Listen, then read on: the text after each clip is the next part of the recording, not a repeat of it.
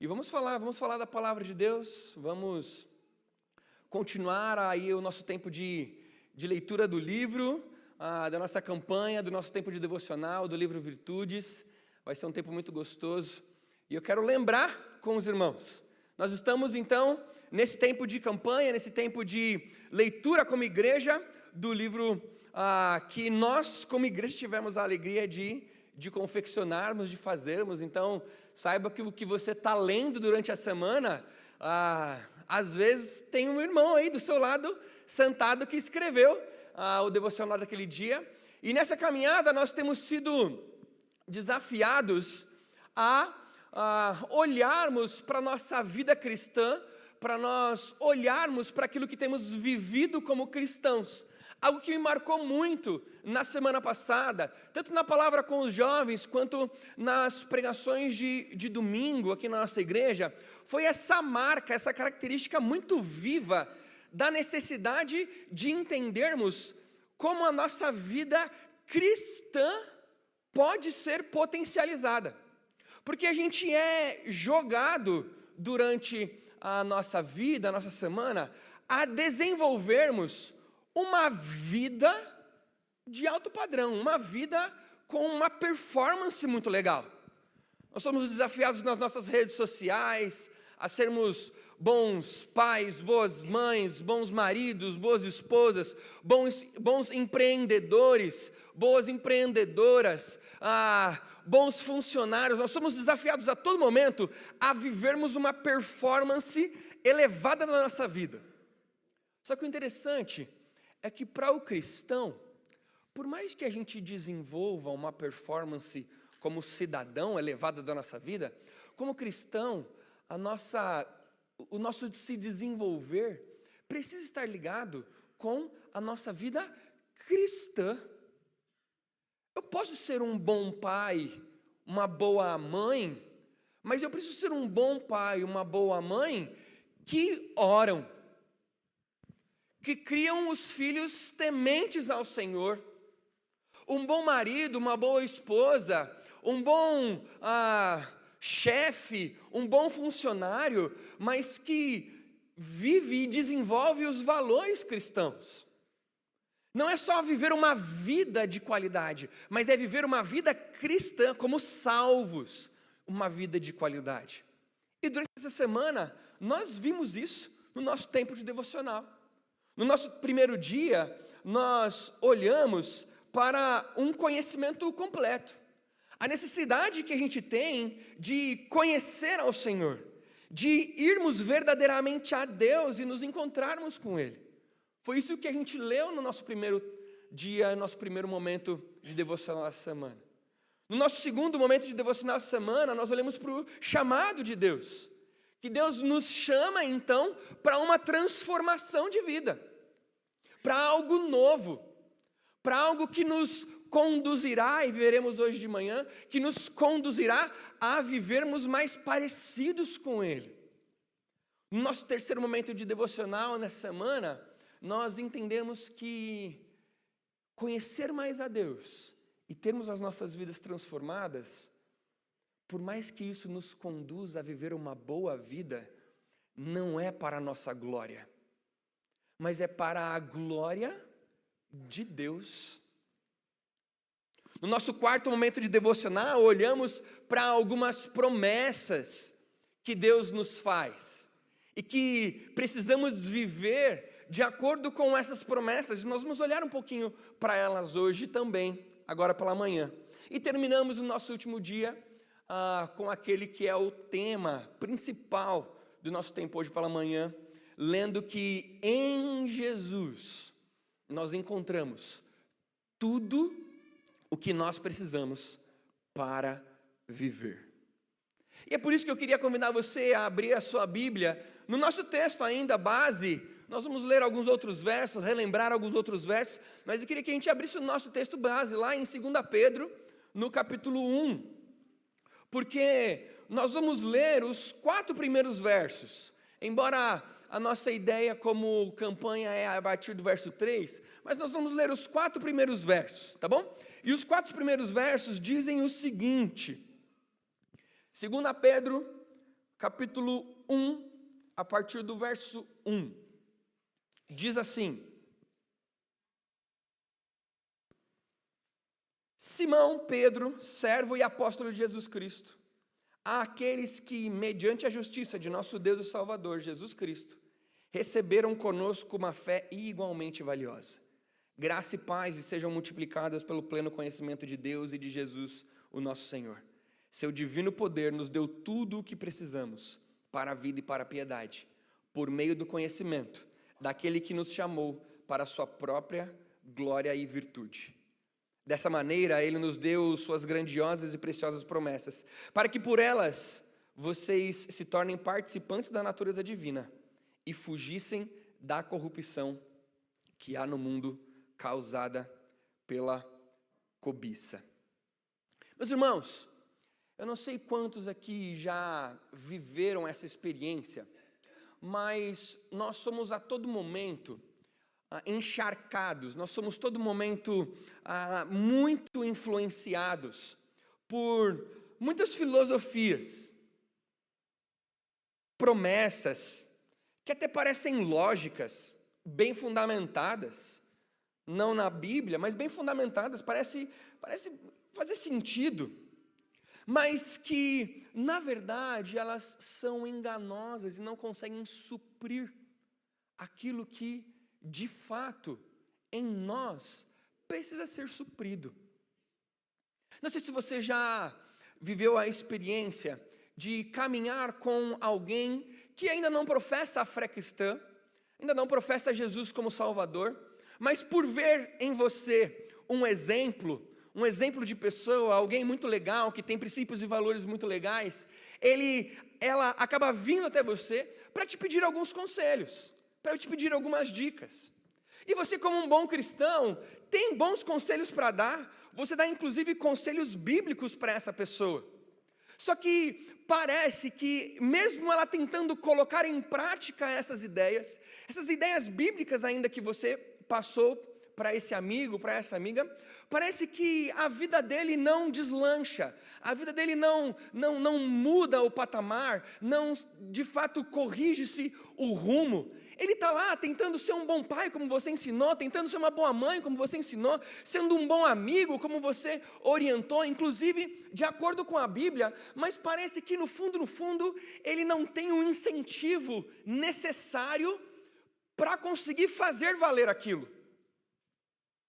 Parece que falta um fôlego, parece que falta um pouquinho, parece que é um conselho vazio e você se pergunta, mas puxa vida, eu estou falando da Bíblia, por que não está dando certo? Ou ao contrário, pessoas vêm até você para te aconselhar, te dar dicas, pessoas que não conhecem a Cristo também, e vão para você e falam, olha, vem por aqui, vai por ali, né? Que tal você começar a pensar nessa ideia para tentar corrigir essa área da sua vida, mas parece que a coisa não flui, parece que você não alcança o objetivo que você tinha. Aquela sensação de, parece que eu estou patinando, parece que eu não saio do lugar.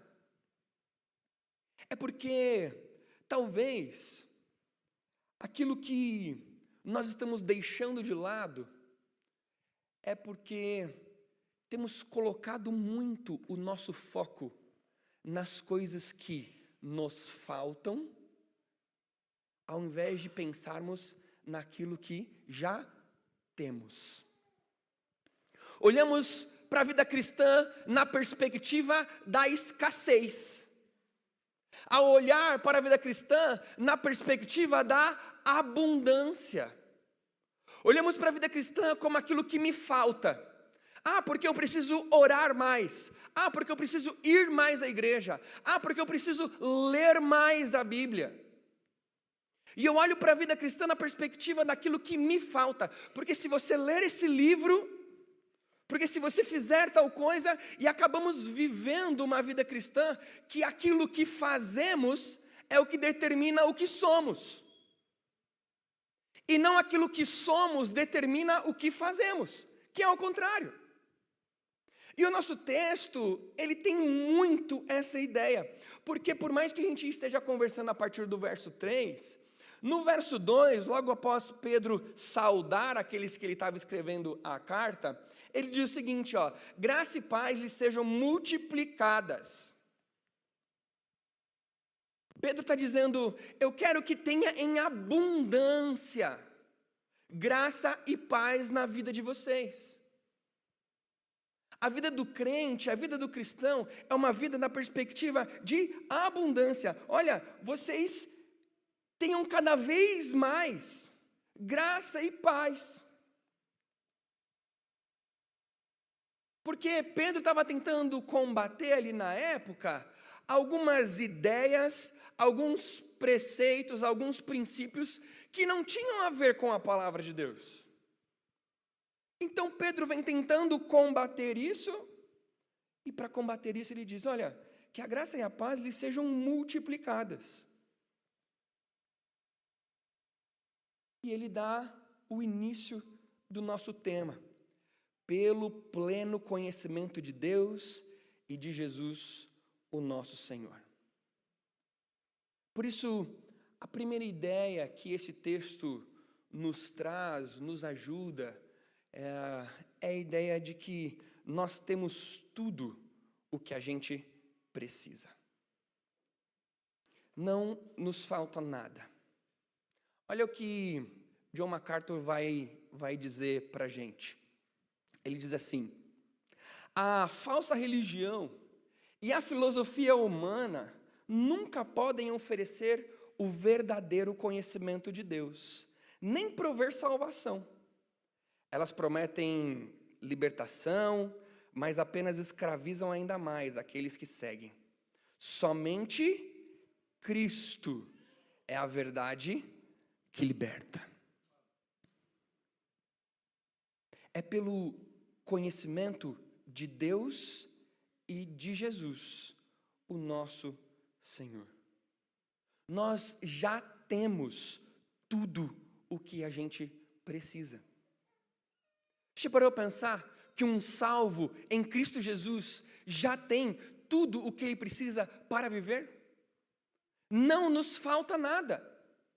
Porque se eu tenho Jesus, se eu sou salvo, se o Espírito Santo habita em mim, e eu digo que está me faltando algo para viver a vida que Deus quer que eu viva, eu estou dizendo que Jesus não é o suficiente, e a gente acaba ganhando um problema sério nessa verdade.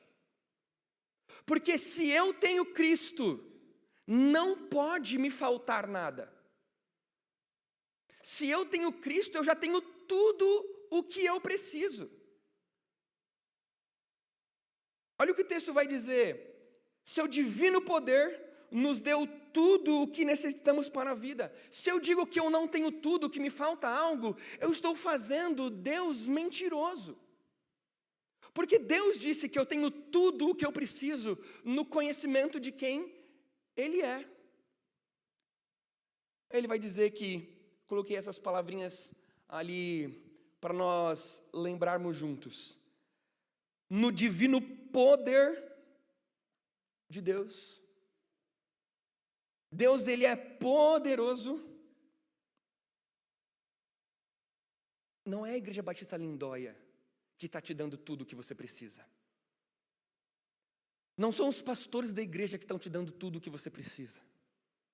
Não são os líderes do pequeno grupo que você participou essa semana que estão te dando tudo o que você precisa.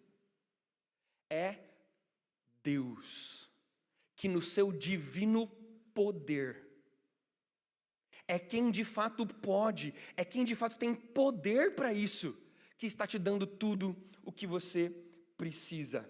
E ele diz, doou tudo, ele deu tudo. Aqui a palavrinha usada é uma ideia de abundância. Deus não fez conta, peraí, deixa eu ver. Não, Ele deu tudo. A gente não tem falta de mais nada, porque em Cristo Jesus nós temos tudo o que a gente precisa, no conhecimento de Cristo. conhecimento em 1 Pedro, aparece 9 vezes. Essa é a ideia que Pedro está querendo trazer para a gente. No verso 2 ele diz que é no conhecimento. No verso 3 ele diz que é no conhecimento. No conhecimento de quem? No conhecimento de Deus, no conhecimento de Jesus, no conhecimento do Espírito Santo. Eu não coloquei aqui, mas me lembrei de uma frase de A.W. Tozer que diz o seguinte: o tamanho da noção que nós temos de Deus necessariamente determinará a nossa qualidade de vida. Porque se Deus deu tudo para nós o que a gente precisa, e é no conhecimento dele que eu tenho tudo o que eu preciso que a minha existência terrena seja para conhecer a Deus ainda mais. Qualquer tempo, qualquer minuto que eu gasto na minha existência, que não seja para conhecer mais a Deus. Oséias capítulo 6, verso 3 vai dizer: conheçamos e prossigamos em conhecer ao Senhor. Conhecimento de quem? Daquele que me chamou. Ele me chamou para conhecê-lo. Esse é o chamado que Deus faz a todos aqueles que se tornam cristãos, que reconhecem Jesus como seu Salvador. É Jesus quem está te chamando, é Jesus que está nos convidando para nós conhecermos Ele, para nós nos relacionarmos intimamente com Ele. Para quê? Para eu viver uma vida boa? Para a sua glória e virtude. Ele deu tudo o que eu preciso para a minha vida. Para a minha vida glorificar a Ele. Foi o jeito que Ele escolheu. Ele escolheu usar a gente. Te pergunto, as pessoas à sua volta, quando olham para você, elas dão glórias a Deus ou elas dão glórias a você? Quando as pessoas se relacionam com você, elas dizem: uau, como Deus é incrível. Ou as pessoas, quando se relacionam com você, dizem: nossa, como você é incrível. Nós já temos tudo o que precisamos para a vida e para a piedade. Não é na perspectiva de que me falta algo, é na perspectiva de que eu já tenho tudo. Mas Tiago, se eu tenho tudo, então não preciso fazer mais nada? É para isso que tem culto de domingo à noite também. É para isso que o pastor Ilquias vai pregar hoje à noite também. Porque existe a nossa responsabilidade.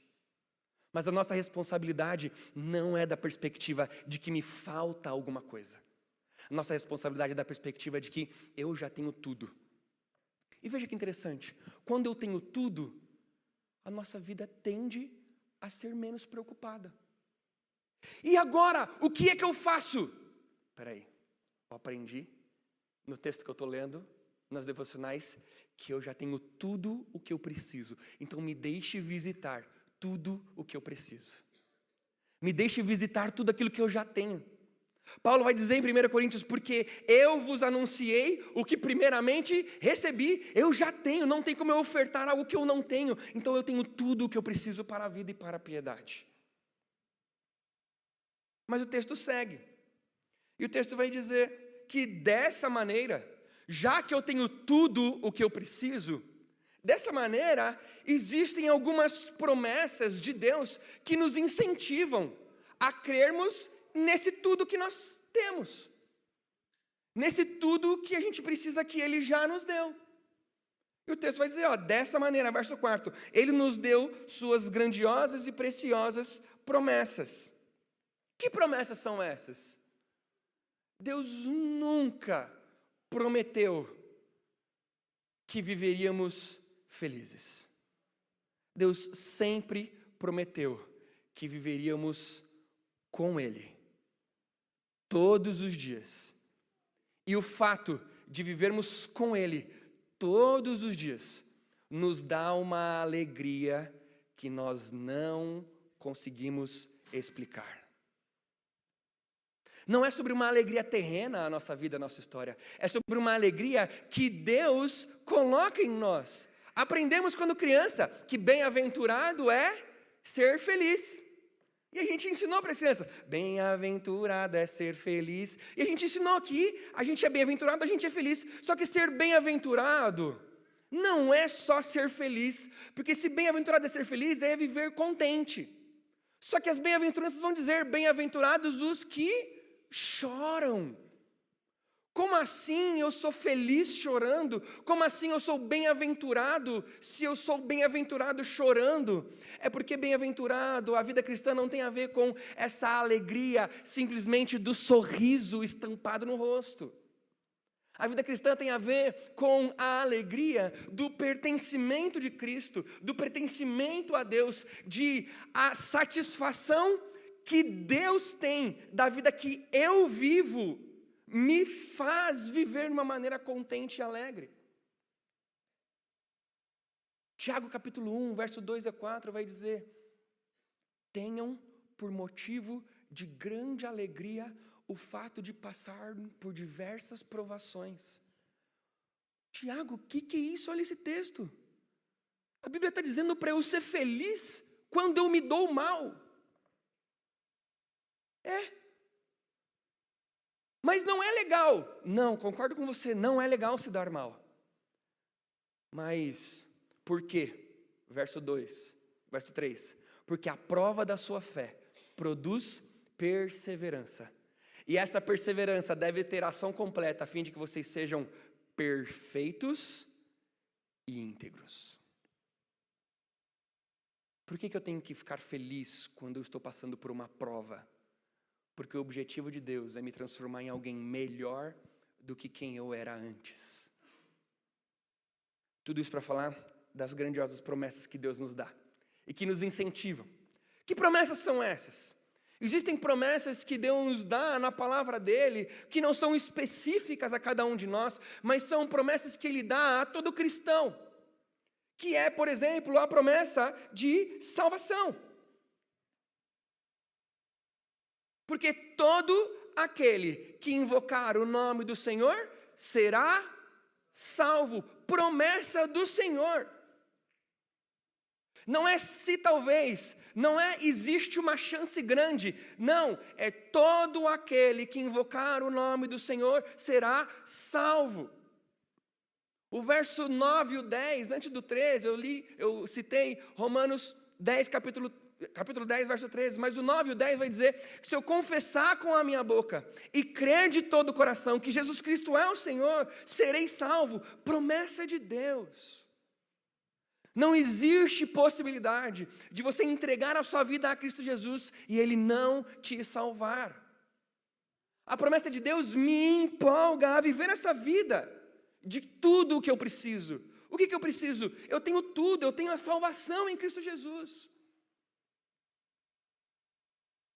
Não só a promessa de salvação, mas Deus também nos dá a promessa. Estou gritando, né? Para de gritar. Deus nos dá, não vou conseguir. Deus nos dá a promessa de santificação. Por quê? Na perspectiva da escassez, de que me falta algo, o que acontece na igreja? Você é salvo, e agora, vamos lá, se vira, vamos, faz o que tem que ser feito. Vai lá, está servindo em qual ministério? Faltou na igreja semana passada por quê? O que é? Está me faltando algo. Perspectiva da escassez. Na perspectiva de que eu já tenho tudo, eu te salvei, e agora, eis que estarei com vocês todos os dias, até a consumação dos séculos. Filipenses 3,12 vai dizer que é Ele quem efetua tanto o querer como o... Gente, o maior interesse, o maior interessado na nossa santidade é o próprio Deus. Nossa santidade é vivida a partir da promessa de que Deus vai fazer junto com a gente. De que Deus vai andar junto com a gente. Que promessas? Promessas da vida eterna. João 10, 28 vai dizer: eu lhes dou a vida eterna, e jamais perecerão, ninguém arrebatará da minha mão. Deus prometeu àqueles que estão com Cristo Jesus, Ele jamais arrebatará da mão dele. A vida eterna. Ah, Tiago, mas essa coisa de eternidade, né? Se Jesus vai voltar antes, depois, com a igreja, sem igreja, com milênio, sem milênio, essas coisas da teologia aí dos últimos tempos, a gente não precisa saber muito, né? Porque é só saber que Ele vai voltar um dia e que nós vamos morar com Ele na eternidade.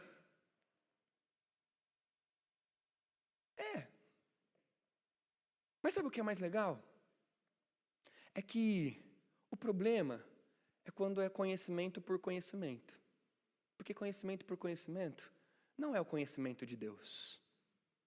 Agora, quando eu olho lá para frente e entendo como as coisas acontecerão lá na frente, Tito vai dizer que aguardar a volta de Cristo me educa a viver hoje de maneira sensata, justa e piedosa. Olhar para a eternidade me educa hoje. Olhar para a nossa eternidade, a promessa de que estaremos com Cristo na glória, me educa hoje a viver uma vida diferente. Por isso que o verso 4 vai dizer dessa maneira: olha, querem aproveitar tudo o que eu já dei para vocês e me conhecer cada vez mais? Então, está aqui as minhas preciosas e grandiosas promessas para incentivar vocês. E por último,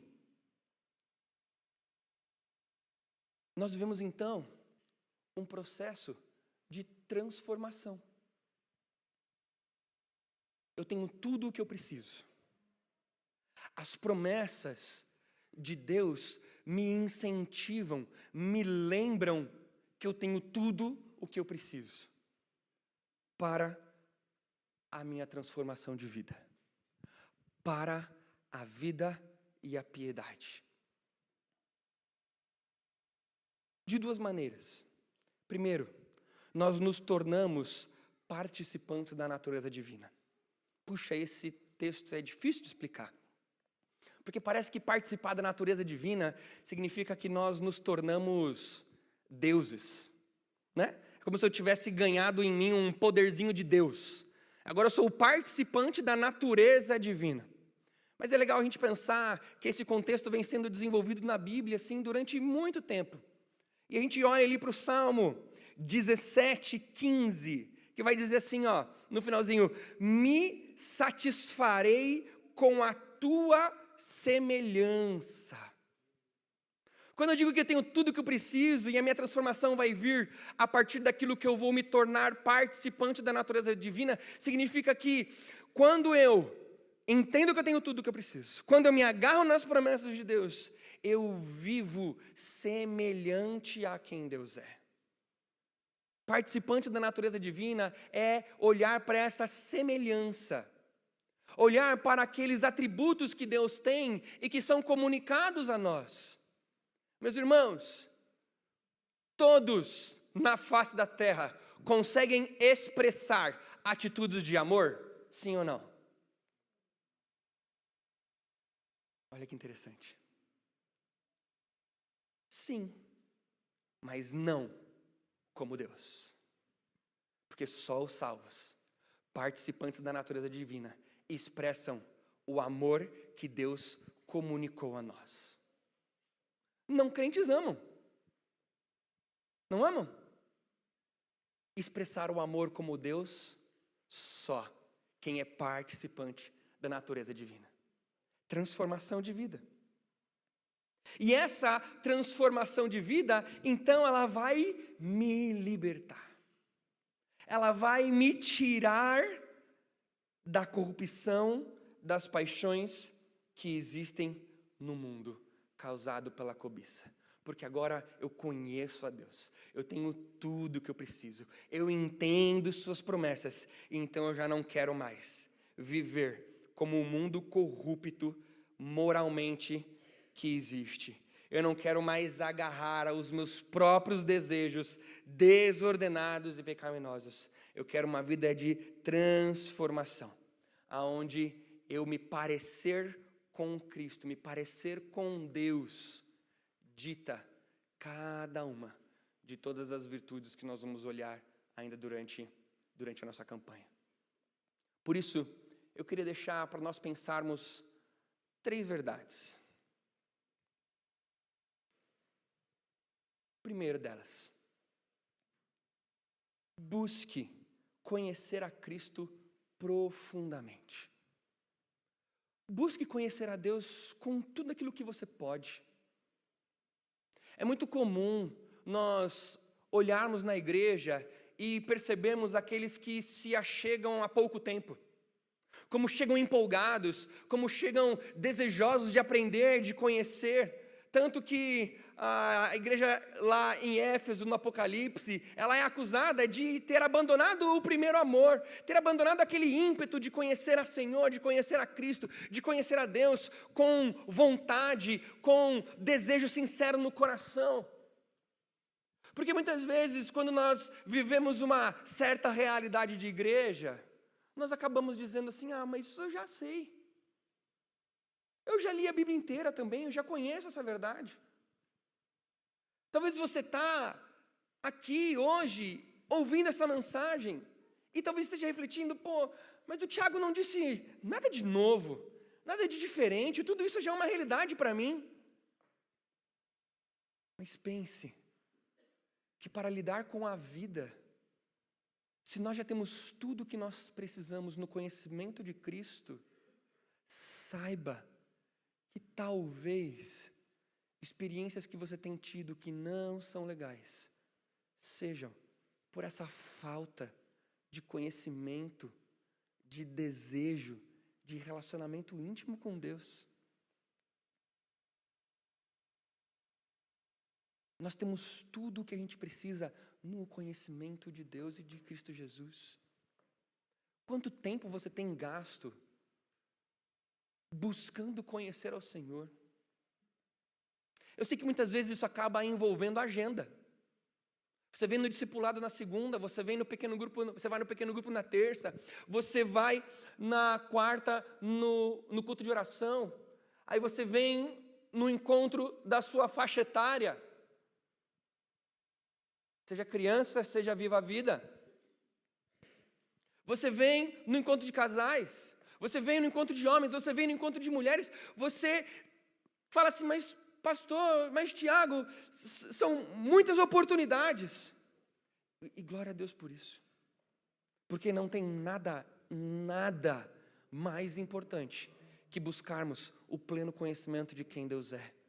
Porque Ele determinará como será a nossa vida. Por isso, meu primeiro incentivo para você é: busque conhecer a Cristo profundamente. E se você não tem disponibilidade de agenda de viver todas essas coisas, busque conhecer a Deus lendo a palavra de Deus em casa. Pedindo conselhos ao pastor, pedindo conselhos ao teu líder de pequeno grupo, que materiais, que livros você pode ler e se debruçar para aprender e conhecer mais a Deus. Segundo, permita que Deus molde o seu caráter. Porque às vezes a gente conhece muito a Deus, mas esse conhecimento de Deus não significa nada. Porque a gente não permite ter o caráter moldado pelo Senhor. A gente continua querendo viver do nosso jeito. Uma frase que tem mexido muito comigo é: como muitas vezes vivemos dizendo para todos que cremos em Deus, mas vivemos como se Ele não existisse. Sabe quando erramos daquele jeitinho assim, ó?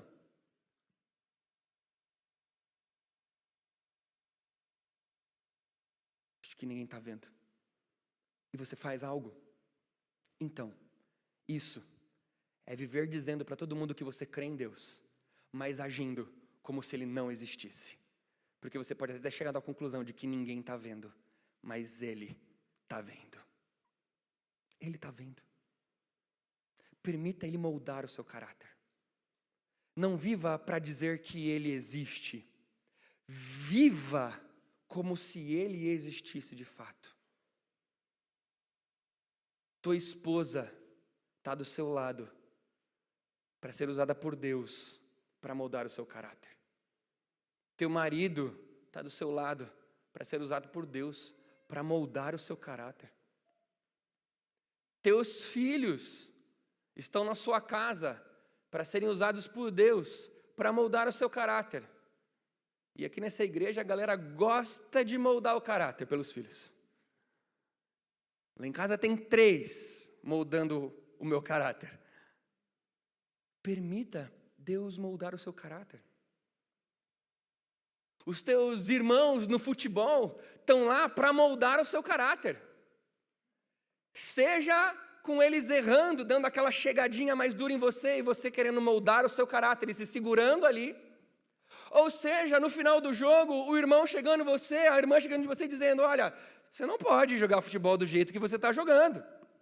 Permita Deus moldar o seu caráter. No trânsito,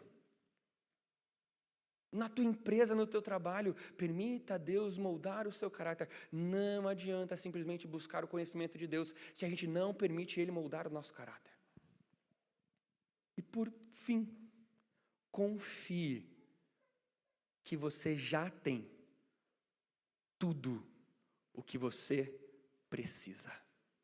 Porque Jesus, Ele é suficiente. Pessoas podem ajudar. Livros podem ajudar, mas Jesus é tudo o que você precisa. Na vida do crente, não tem a frase, eu não consigo. Na vida do crente, a frase é, eu vou ver com Jesus como é que eu faço para conseguir. Porque se o crente diz, eu não consigo, é porque ele está dizendo que Jesus também não consegue. Agora, se eu estou dizendo, eu consigo, só preciso descobrir como. Isso aí.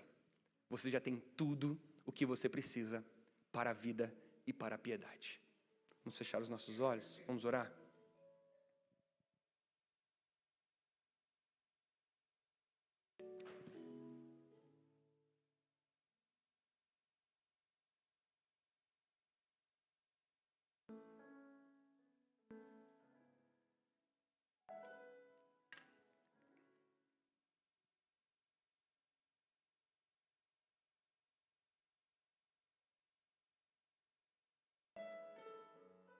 Senhor Deus, obrigado, Pai, pelo privilégio de termos a segurança de saber que em Ti a gente tem tudo o que a gente precisa. Obrigado porque o Senhor é suficiente. Obrigado que por mais que existam muitas coisas que podem nos auxiliar, ainda assim, já temos tudo o que a gente precisa no Senhor. Por isso, Pai, nos ajude, Deus, em nome de Jesus, perseguir ainda mais o conhecimento do Senhor. Nos ajude, Deus, a permitirmos o moldar do nosso caráter. Sermos desenvolvidos todos os dias. Confiando, Pai, que o Senhor é suficiente para nós. Nós não precisamos procurar satisfação, prazer em mais nada, além do Senhor. Nós honramos, glorificamos o Teu nome, por tudo aquilo que o Senhor é, por tudo aquilo que o Senhor faz. Por isso deixamos o controle da nossa história permanentemente nas Tuas mãos. Em nome de Jesus, amém.